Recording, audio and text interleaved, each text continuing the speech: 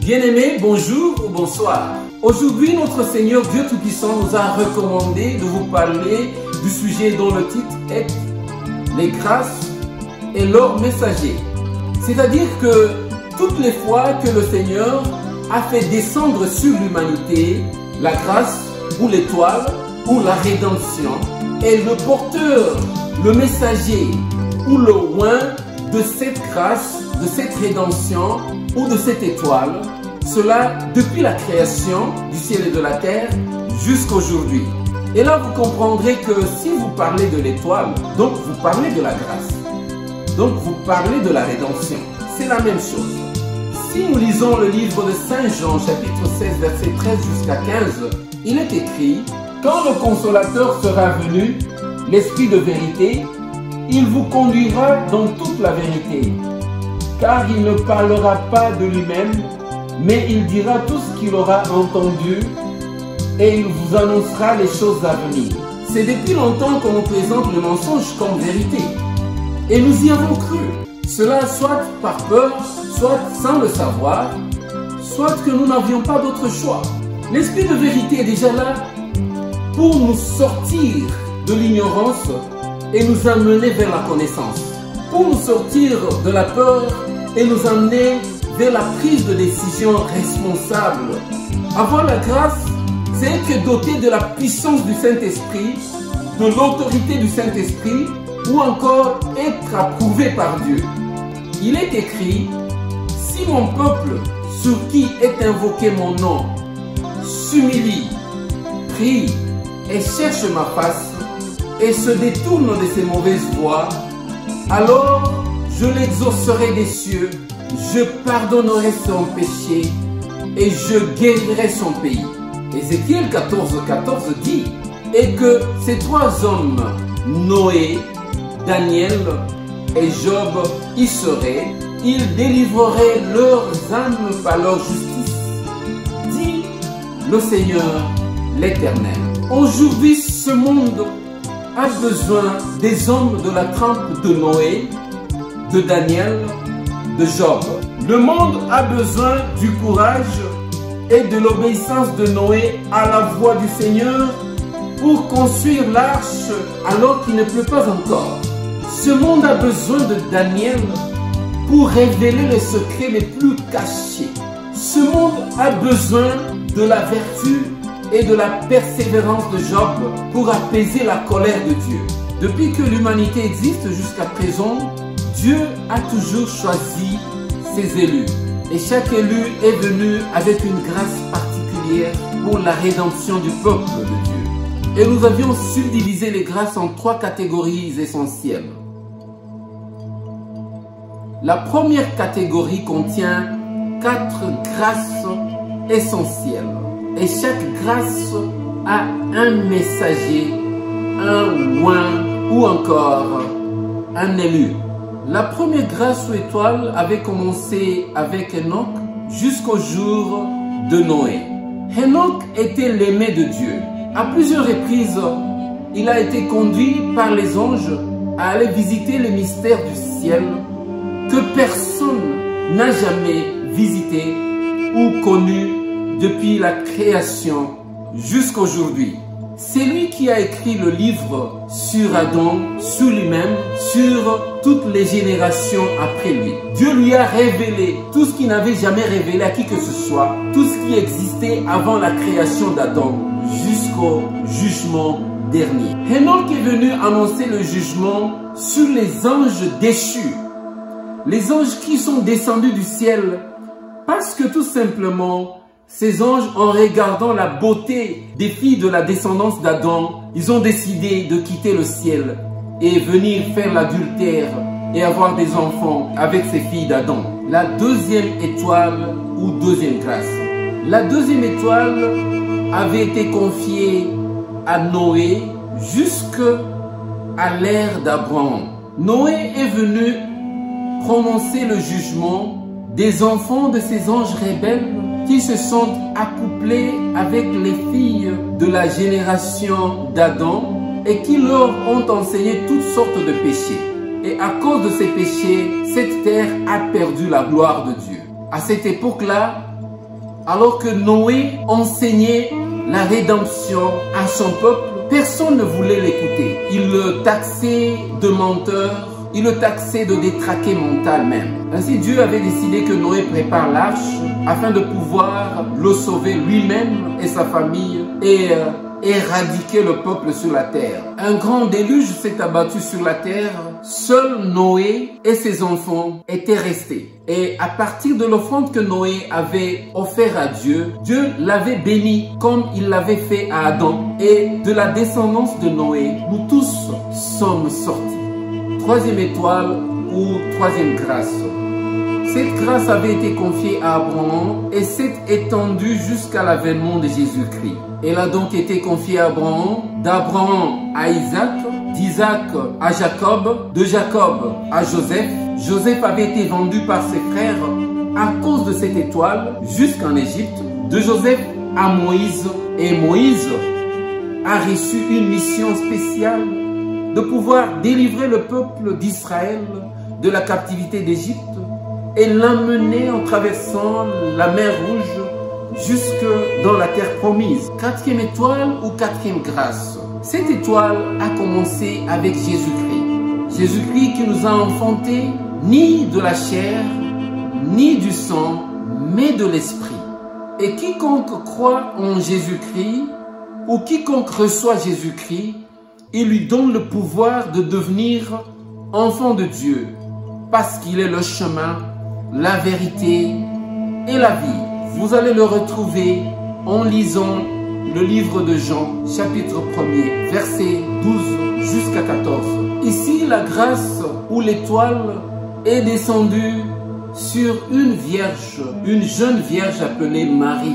Par la puissance du Saint-Esprit, elle a conçu et le Verbe s'est fait chair et a habité parmi nous. On l'a appelé Emmanuel, c'est-à-dire Dieu parmi les hommes. Jésus-Christ s'est choisi les apôtres et les disciples au travers lesquels nous le connaissons aujourd'hui.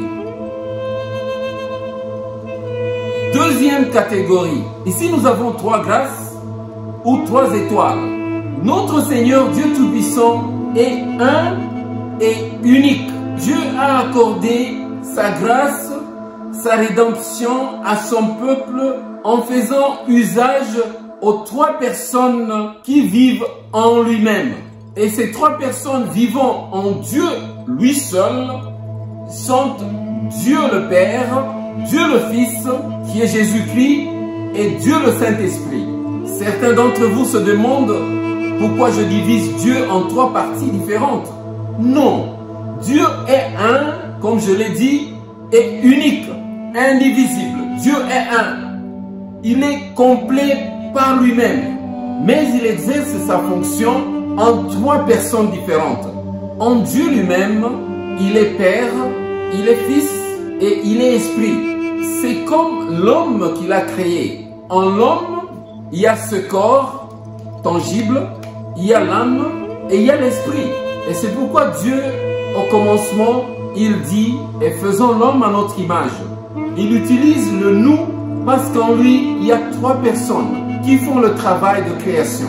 Le Père, il y a le Fils et il y a le Saint-Esprit. Et en vous aussi, il y a la chair, cette chair, il y a l'esprit et il y a aussi l'âme. En d'autres termes, il y a la chair, le sang et le souffle. C'est la même chose.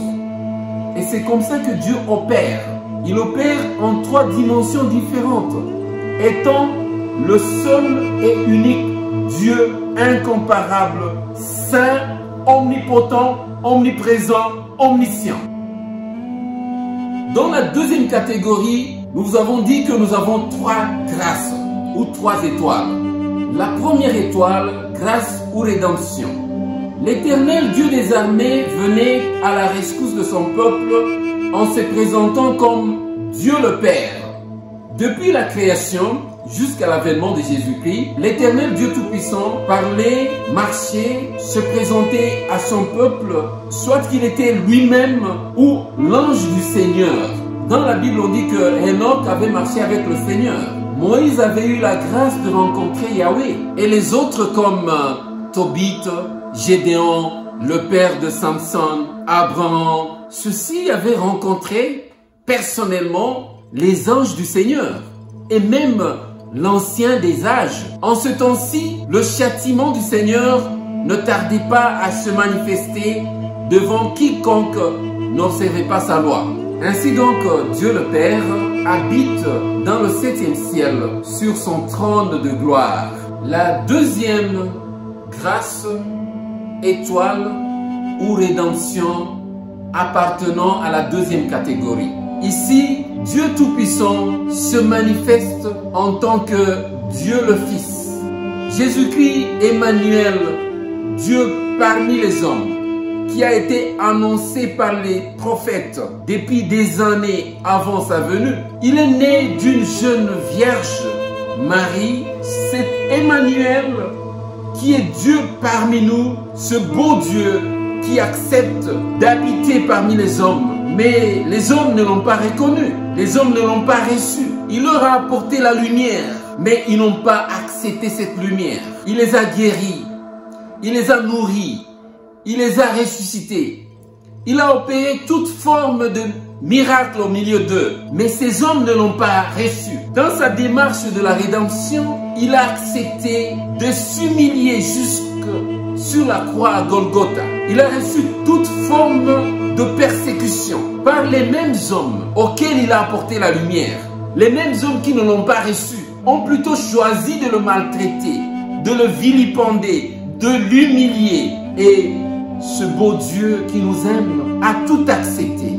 Il a reçu tous les coups afin de pouvoir sauver cet homme insensé. Ce beau Dieu, le voici sur la croix à Golgotha. Mais parce que les hommes n'arrivent pas toujours à accepter la rédemption qu'il leur apporte, la grâce qu'il leur apporte, ce Dieu accepte la mort. Il descend aux enfers. Il arrache des mains de Satan la clé de la rédemption, la clé du salut de l'homme, la clé qui a le pouvoir de vie et de mort. Mais parce que cet homme n'arrive pas à le connaître, n'arrive pas à reconnaître, à recevoir cette rédemption, il décide encore de revenir, rassembler ce peuple, en commençant par les disciples qui étaient déjà dispersés par peur. Le voici rassembler son peuple, les disciples.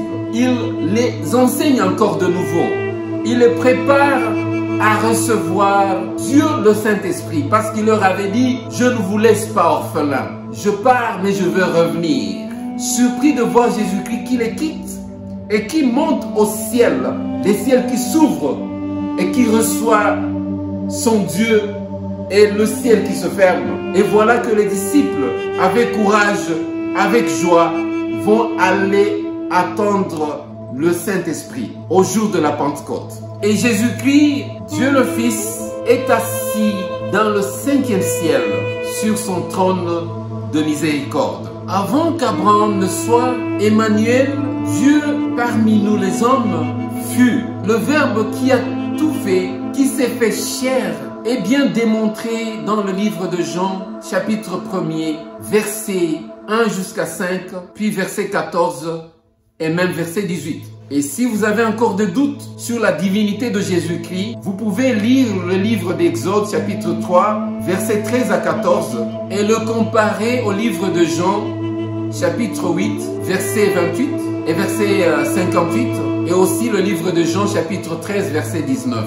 Vous tous qui continuez à commettre le mal, pensant que Jésus-Christ restera miséricordieux pour toujours, vous commettez une grave erreur. Parce que c'est Jésus-Christ qui est monté comme l'agneau, est en train de revenir comme le lion de la tribu de Juda.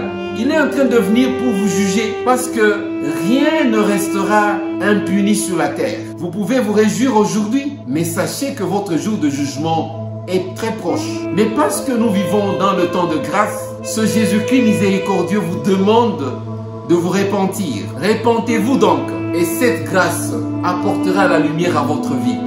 Troisième étoile ou troisième grâce, Étant toujours le seul et unique vrai Dieu, il s'est présenté à son peuple comme Dieu le Saint-Esprit. Dieu le Saint-Esprit continue à exercer sa fonction de rédemption sur son peuple depuis la Pentecôte jusqu'à aujourd'hui. Celui qui représente Dieu maintenant sur la terre, c'est le Saint-Esprit.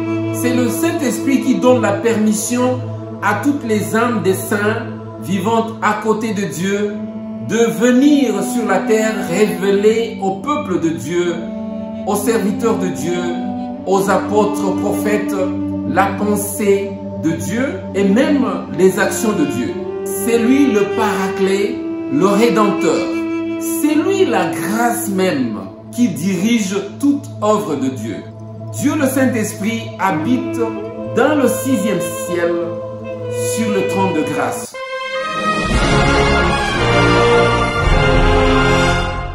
Troisième catégorie. Dans cette troisième catégorie, nous avons 4 grâces. Yahweh, l'Éternel, Dieu des armées, apporte à son peuple l'œuvre du salut depuis la Pentecôte jusqu'à maintenant. Toute œuvre de Yahweh s'exerce sur son peuple sous l'action du Saint-Esprit. Et donc personne ne peut s'appeler serviteur de Dieu s'il n'exerce pas son ministère sous la conduite du Saint-Esprit. Première grâce, étoile ou rédemption de la troisième catégorie. Le messager de cette grâce, ce sont les disciples de Jésus-Christ. Ils ont reçu le livre intitulé « Les secrets du ciel ». Cependant, à cause de la parole salvatrice et les œuvres rédemptrices de Dieu, les Romains et les autres serviteurs du diable avaient décidé de tuer Jésus-Christ, de tuer les apôtres et même les disciples et d'emporter tous les écrits chez eux. Après avoir déplié le peuple de Dieu de leur véritable foi, ils leur avaient imposé leurs idoles. Il leur avait imposé leurs faux dieux. Il leur avait imposé les images pour qu'ils soient complètement égarés. Pensez-vous qu'un idolâtre, un geôlier, un tueur, un massacreur, un persécuteur, un voleur, un violeur, un hypocrite, peut-il réellement vous apprendre à prier, à aimer ou à adorer Dieu, à pardonner ou à aimer son prochain? Non, non. Deuxième grâce, étoile ou rédemption de la troisième catégorie. Le messager de cette grâce s'appelle Mahomet. Les musulmans l'appellent prophète Mahomet ou Muhammad. Mahomet a reçu le livre de l'Islam. Le titre de ce livre s'appelle Les humbles de Dieu. Il est né en Arabie Saoudite en 570. Après la conférence de Nicée qui a commencé en 321, s'étalant jusqu'à 325 après que Jésus-Christ est monté au ciel, organisé par Constantin Auguste, regroupant 10 rois de 10 différentes nations, inspirés par le diable Lucifer, le monde avait été plongé dans une pratique ténébreuse qui ne plaisait pas du tout à Yahweh. Sur ce, en l'an 570, Dieu notre Père avait envoyé à l'humanité son messager du nom de Mahomet ou Muhammad avec pour mission enseigner de nouveau à l'humanité la parole de Dieu et le nom de Jésus-Christ qui était déjà profané, remettre le peuple de Dieu dans le droit chemin, combattre jusqu'à supprimer les idoles et les mauvaises pratiques imposées au peuple de Dieu par les Blancs. Avec l'aide d'une puissante armée dotée à Mahomet par Dieu notre Père, il réussissait dans tout ce que le Seigneur lui demandait de faire. Quand les Blancs avaient réalisé qu'ils perdaient le contrôle sur le peuple de Dieu, le peuple noir, ils avaient convoqué Mahomet, l'avaient persuadé d'enlever le nom de Jésus-Christ dans ses enseignements, de peur qu'il ne soit tué. Se sentant coupable d'avoir tué Jésus-Christ, ses apôtres et ses disciples, ils voulaient à tout prix effacer toute trace sur les enseignements de Jésus-Christ et sur le travail des apôtres et des disciples. étant donné qu'il avait ce désir d'être honoré, il avait accepté l'offre des Blancs. C'est ainsi que le Saint-Esprit l'avait abandonné. Les esprits démoniaques, les djinns, s'étaient infiltrés en lui et ont commencé à l'utiliser pour une mission contraire à celle que Dieu lui avait donnée. Quand il était allé prier sur la montagne, il avait eu une visitation qui était contraire à la visitation de l'ange Gabriel qui lui emmenait le message. Il avait douté et avait posé quelques questions, mais il n'avait pas encore reçu de précision.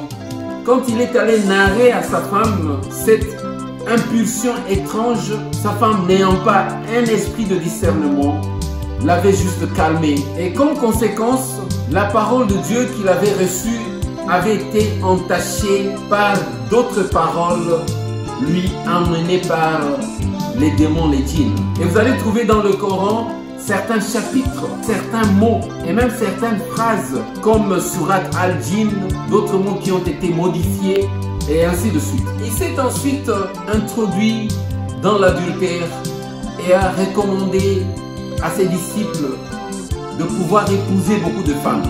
Il a commencé à tuer les disciples qui proclamaient le nom de Jésus-Christ, le taxant de kafir ou incirconcis. Or, la parole de Dieu stipule dans le livre de Jean, chapitre 16, verset 13 jusqu'à 15, que tout ce que Dieu le Père a est en Jésus-Christ, et quand Dieu le Saint-Esprit viendra, il glorifiera Jésus-Christ parce qu'il prendra tout ce qui est en Jésus-Christ et nous l'annoncera. Lui, Jésus-Christ, qui est le chemin, la vérité et la vie.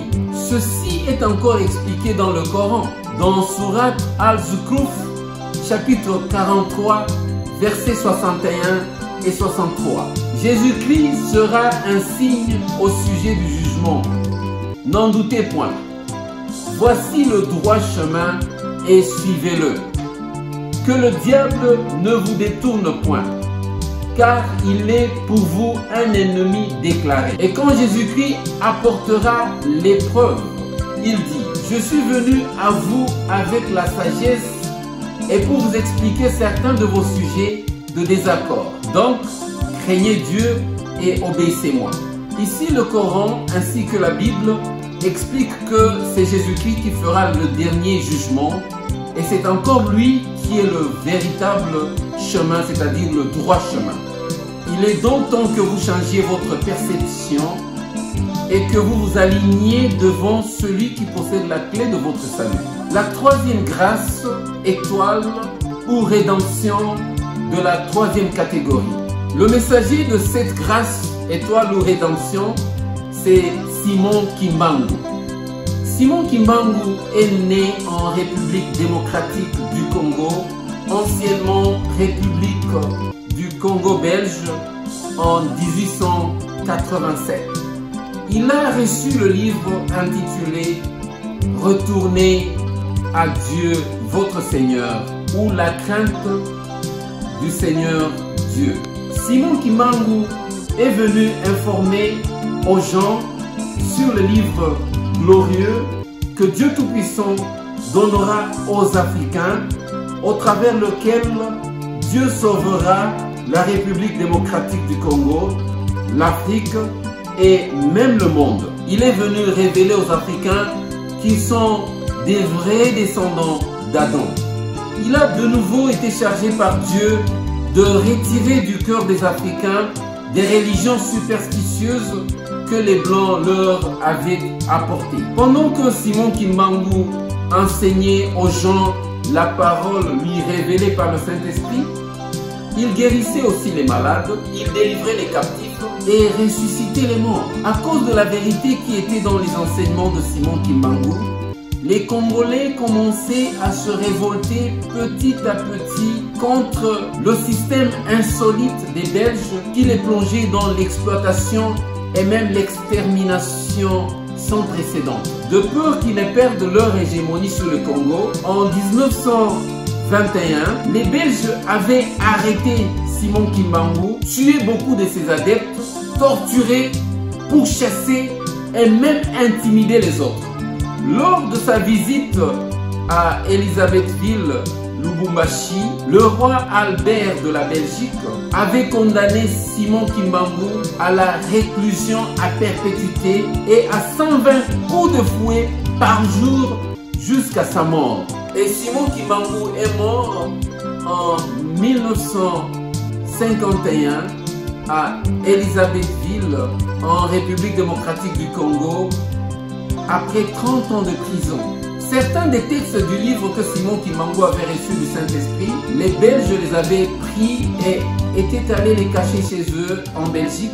D'autres avaient été cachés en Angola, d'autres au Congo-Brazzaville et d'autres avaient été enfouis et ruinés même dans le sol de la province d'Équateur en République démocratique du Congo.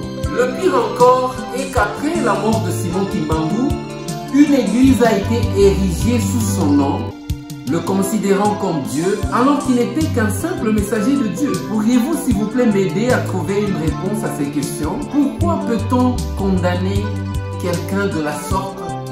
Parce que tout simplement, il déclare avoir été visité par Jésus-Christ, ou parce que tout simplement, il enseigne une parole lui édictée par le Saint-Esprit, ou encore parce qu'il guérit les malades, il ressuscite les morts, il délivre les captifs. Pourquoi mettre quelqu'un en prison pendant 30 ans, le frapper chaque jour à coups de fouet, l'amener à des milliers de kilomètres de chez lui? Pourquoi peut-on faire cela à cause de Jésus-Christ? Quel mal a-t-il fait pour mériter toute cette condamnation? Et si Simon Kimbangu était un homme blanc, serait-il condamné de la sorte par les colons belges? Rappelez-vous que les Romains, vos frères, sont aussi responsables de la mort de Jésus-Christ et de ses disciples, de la persécution et extermination des croyants, de la transformation de la vérité en mensonge et de l'introduction des idoles dans le monde. Dieu vous accorde une dernière chance. Il vous accorde le temps pour vous repentir afin de bénéficier de cette grâce qui est la dernière. La quatrième grâce, étoile ou rédemption de la troisième catégorie. Les messagers de cette grâce sont les nouveaux élus de Jésus-Christ. Ils sont en train de recevoir le livre intitulé « Le décodage de la Sainte Parole ». Ces nouveaux élus de Dieu dont nous parlons ici et ce livre ont depuis longtemps été révélés par les prophètes et les messagers tels que Joël, Jean, Mahomet, Simon Kimbangu et les autres. En guise d'illustration, nous allons lire dans Sourate Al-Maïda, chapitre 5, verset 54.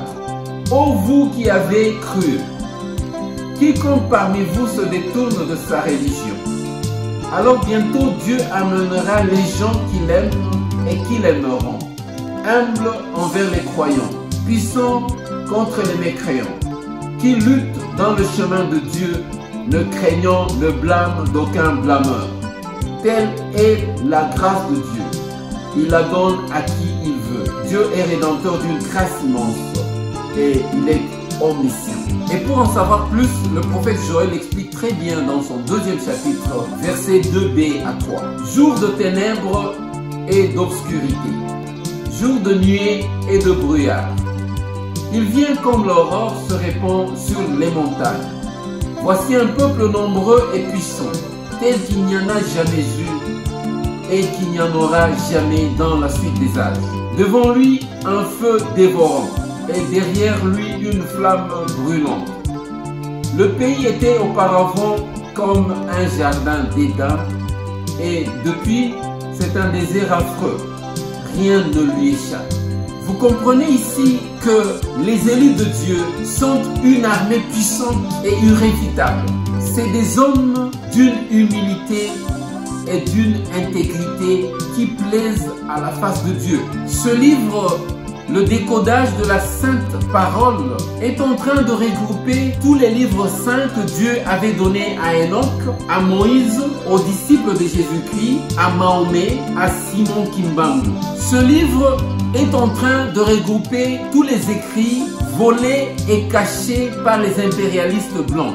Ce livre est en train de regrouper toutes les révélations divines non encore délivré à l'humanité jusqu'à présent. Ce livre est en train de corriger toutes les falsifications se trouvant dans la Bible et le Coran. Chers frères et sœurs, savez-vous que les Blancs, les colons, les impérialistes ont caché 90% de tous les écrits que Dieu avait donnés à l'humanité depuis la création du monde jusque maintenant? Oui, 90% ont été cachés par les Blancs. Ils ont seulement pris 10% de tous ces écrits et ont constitué un livre qu'ils appellent la Sainte Bible. Et de ces 10% des écrits constituant la Sainte Bible, seulement 78% sont réels, non modifiés et saints. Les 22 autres pourcents de la Bible, Dieu les a rejetés. Ce sont des falsifications pures et simples. C'est la main des humains.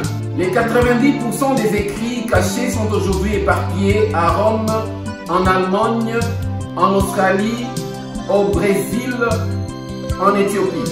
Pouvez-vous encore considérer la Bible comme étant sainte? Parce que Dieu est saint dans toute son entièreté. Il n'y a aucune tache de saleté en Dieu. Et si nous avons 22% de falsification dans la Bible, est-ce que la Bible reste toujours sainte? Pourtant, dans Apocalypse chapitre 22, versets 18 à 19, Dieu donne un avertissement à quiconque retrancherait ou ajouterait une quelconque parole de cette prophétie. Essayez de comparer par exemple 5 Bibles de différentes éditions.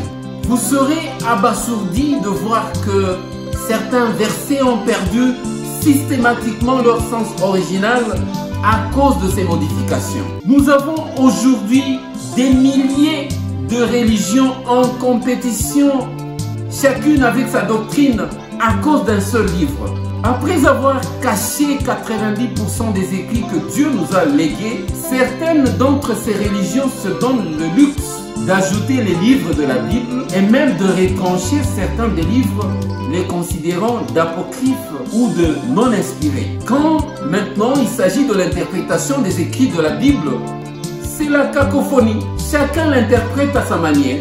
Normalement, la parole de Dieu est une lumière qui nous oriente vers le salut. Cependant, la parole de Dieu avait toujours été utilisée par les Blancs comme une arme afin de disperser tous ceux qui s'unissent, de déstabiliser ceux qui vivent en paix, de tuer ceux qui proclament la vérité, d'appauvrir les riches et d'enrichir les pauvres, d'extropier les richesses des autres pays qui vivent en paix. Le livre appelé Sainte Bible avait été façonné par le Blanc dans l'objectif de détourner le peuple noir de son vrai créateur, de son histoire et de son futur. Eu égard à ces bavures, Dieu Tout-Puissant stipule dans le livre de Romains, chapitre 1er, verset 18. Et il dit: « La colère de Dieu se révèle du ciel contre toute impiété et toute injustice des hommes qui retiennent injustement la vérité captive. » Vous qui avez falsifié la parole de Dieu, vous qui avez volé la parole de Dieu, vous qui avez pris en captivité la parole de Dieu, sachez que la colère de Dieu est en train d'être déversée sur vous. Le lion de la tribu de Juda vous ordonne de rester désormais avec tout ce que vous avez volé et falsifié par votre égoïsme et votre jalousie contre le peuple de Dieu. Il va lui-même tout rétablir pour son peuple et sa colère va bientôt tomber sur vous. Abandonnez vos injustices et remettez la justice pour le peuple de Dieu pour pouvoir bénéficier de cette dernière grâce qui est déjà là. Et au cours de cette dernière grâce, toutes les religions seront supprimées, toutes les idoles seront enlevées. La vérité va prévaloir sur le mensonge. Dieu vient rassembler son peuple opprimé, asservi et vendu comme des esclaves. Ceux qui ont été tués, violés, humiliés, comparés aux animaux sont en train d'être justifiés maintenant. Les orgueilleux seront abaissés et les humbles seront élevés. Lorsque ce temps de grâce sera passé, les fléaux affligés sur Pharaon et son peuple reviendront. Ce temps de grâce est la préparation des 2 prophètes expliqués dans Apocalypse chapitre 11. Dans ce temps de grâce, Jésus-Christ qui était monté comme l'agneau est en train de revenir comme le lion de la tribu de Juda. Dans ce temps de grâce, le peuple qui longtemps marchait dans le ténèbre va bientôt voir s'illuminer une grande lumière. Dans ce temps de grâce, la nouvelle Jérusalem descend du ciel sur la terre et rassemble ses enfants des 4 coins de la planète pour y vivre paisiblement, glorifiant leur roi Yahushua Mashiach, lui qui est la lumière incessante, le commencement et la fin, le prince de la paix, lui qui était, qui est et qui vient pour l'éternité. Soyez donc prêts, car le temps presse. Le temps presse. Le voilà arrivé très rapidement. Le voilà arrivé. Il arrive. Le voici. On n'a plus de temps. On n'a plus de temps. Soyez prêts. Soyez prêts. Soyez prêts.